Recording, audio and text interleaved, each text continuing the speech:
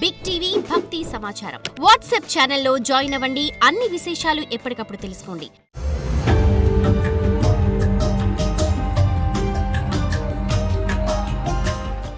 ఓం నమః శివాయ.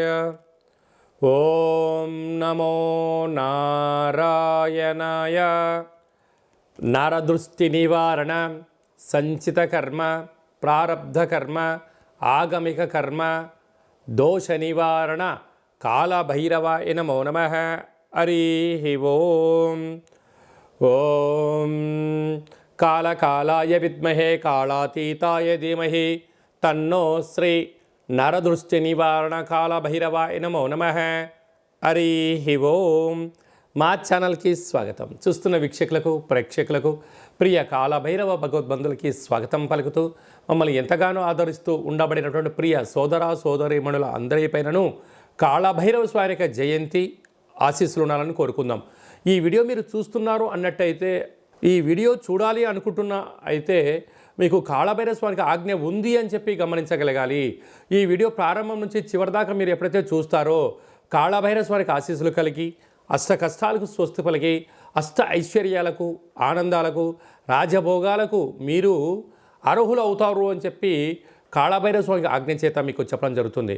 కనుక ఈ వీడియోను చూద్దాం, ఆచరిద్దాం, స్వామిని స్మరిద్దాం, ఆయన జయంతి ఆశీస్సులు కూడా పొందుదామని చెప్పి గమనించాలి.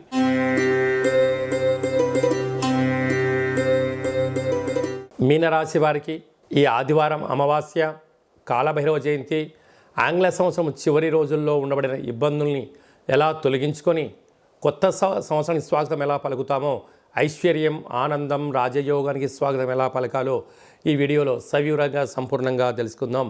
మీనరాశిలో ఏ నక్షత్రాలు వస్తాయనగా పూర్వాభాద్ర నక్షత్రంలో చివరి 4వ పాదము, ఉత్తరాభాద్ర నక్షత్రంలోని 4 పాదాలు, రేవతి నక్షత్రంలోని 4 పాదాలు కలిపితే మీనరాశి అవ్వడం జరుగుతుంది. చాలామందికి పుట్టినటువంటి కాల సమయంలో డేటా ఆఫ్ బర్త్లో లేనటువంటి కారణం వలన పేరు యొక్క మొదటి అక్షరాన్ని అనుసరిస్తూ ఆ రాశిని తెలుసుకునే ప్రయత్నం చేద్దాం. ది, దుమ్, షం, ఝ, ధ, దే, దో, చ, చి అక్షరాల వారందరూ మీనరాశి జాతకులే. మీనరాశి యొక్క అధిపతి దేవగురు బృహస్పతి.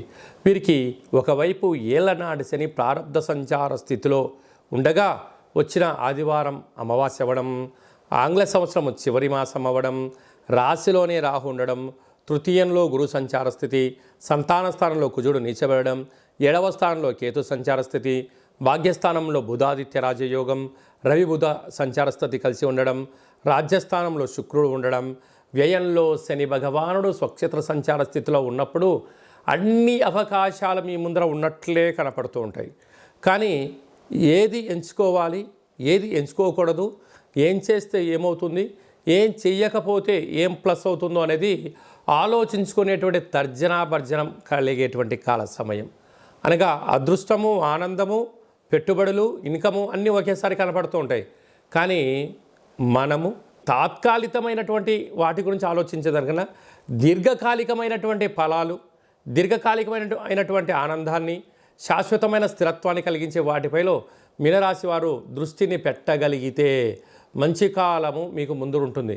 ఎందుకనగా కొంతకాలం తర్వాత రాశిలోకే శని భగవానుడు రాబోతున్నాడు. కనుక భగవంతుడు వచ్చేటువంటి కాల సమయంలో ఐశ్వర్యాన్ని, ఆనందాన్ని కుప్పలు తెప్పలుగా తీసుకొచ్చి ఇవ్వబోతున్నాడు.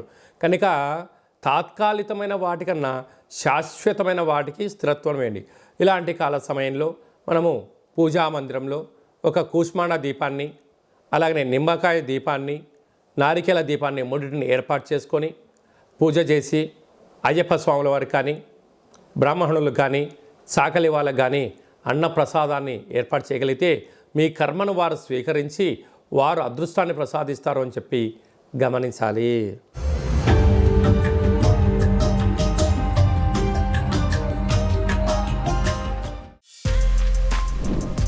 For more videos like this, subscribe Big TV channel.